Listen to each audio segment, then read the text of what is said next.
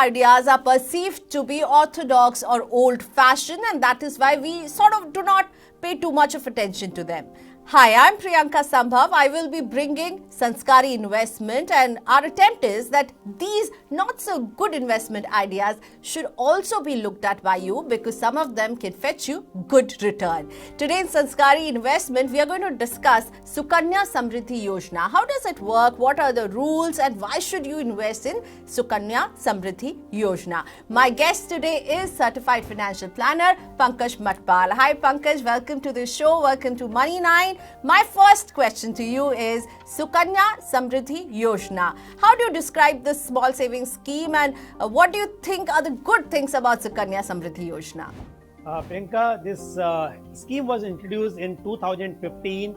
It's not very old, but I'll say it's a wonderful scheme, and every parent who has a girl child, they must consider this scheme because of multiple reasons. One is that it is run by the government of India, so safe. There is no credit risk, and there are multiple benefits like the rate of interest that is fixed, plus there is a tax benefits on that. So considering these all benefits, one must consider this investment in their portfolio. When Sukanya Samriddhi was launched, the interest which it was fetching was at the range of something like 9.1, and right now it is at 7.6. So how do you convince people? Because people may think that the interests are continuously following on Sukanya Samriddhi Yojana, and there may be some other option where if you invest you may get better return. Because rate of interest, all small saving schemes are linked to an yield of treasury bill of government. So every quarter these rates are reset. Now because we are in the scenario of low interest rate, right now it is 7.60, it go little up also, or it may come a little down also. But considering that, if you compare with all safe investment or income instruments, the 7.60% tax free is not bad. How does the scheme work? How should one contribute? What is the amount of contribution that one can make towards SSY? Right from the birth of child, the account can be opened, and maximum age at entry should not exceed 10 years. So between 0 to 10 years of age, girl child is eligible. Maximum 2 daughters for this scheme. Now minimum contribution is 250 rupees. Maximum is 1,50,000 in one financial year in each account. So account can be opened in post office, in public sector banks, or in some selected private sector banks as well. Pankaj, does Sukanya Samriddhi scheme gives you tax benefit as well? Yes, Priyanka.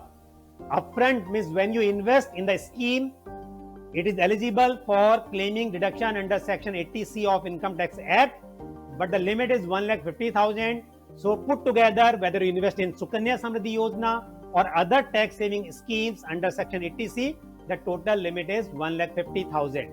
Second thing, interest is exempted from tax. You don't need to pay on any tax on the accrual interest, and withdrawal amount will also be tax free. So you said that you have to make the investment till the girl child turns 15, and she's eligible to take out the money when she turns 18.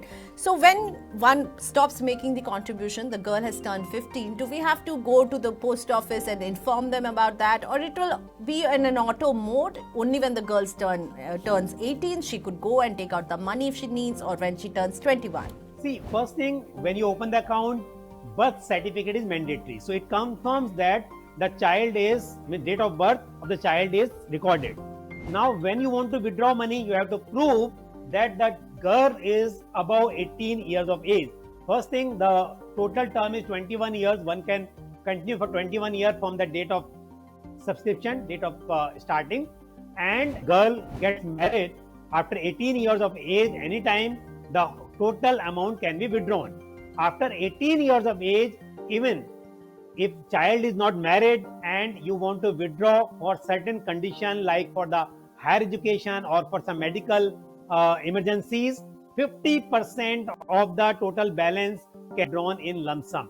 So after 18 years of age, the child herself will be owner of that account, and she can withdraw this amount So one thing, you have to prove that why you need this money. For example, if after 18 years the child gets married and that is the reason for withdrawing money, so you have to prove marriage certificate is mandatory. In case for higher education, you want to withdraw 50% amount, so you have to prove that with evidence that is required, and your ID proof, those are mandatory documents, and plus the withdrawal form you have to submit. Ideally, as in like the full maturity is when the girl turns 21, but you could make some withdrawals after she turns 18. You have to just prove that why you're taking that money out.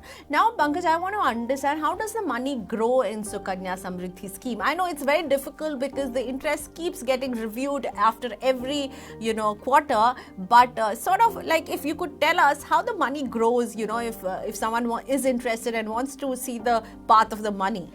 See, Priyanka, the only problem, you don't know what will be the future rates, because rate of interest is reset every quarter. Once it is disclosed, it will remain fixed.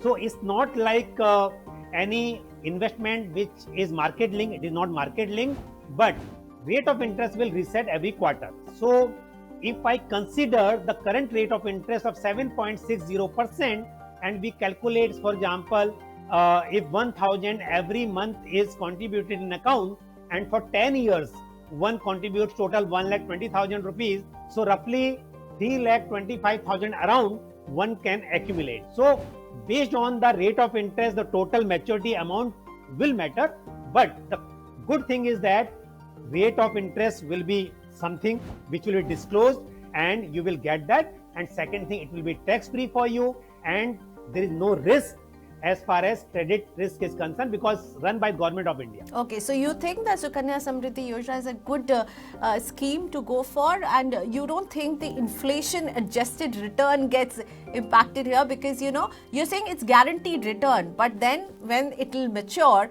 the inflation, you think the inflation will beat the return or not here? Considering that fact, when we talk about the asset allocation, this debt allocation becomes important, and within debt, though I agree with you, post-inflation means considering the inflation adjusted rate, you may not get much returns, but still I'll say compared to other fixed income schemes, this is really good and your returns are tax free. If you invest in fixed deposit, then it is much superior than that. So considering these all benefit, I'll say that every parent should consider this scheme for their girl child. May not be like full 1,50,000 in a year, but whatever your capacity and whatever the requirement within that your portfolio, you must have this scheme. That is my suggestion.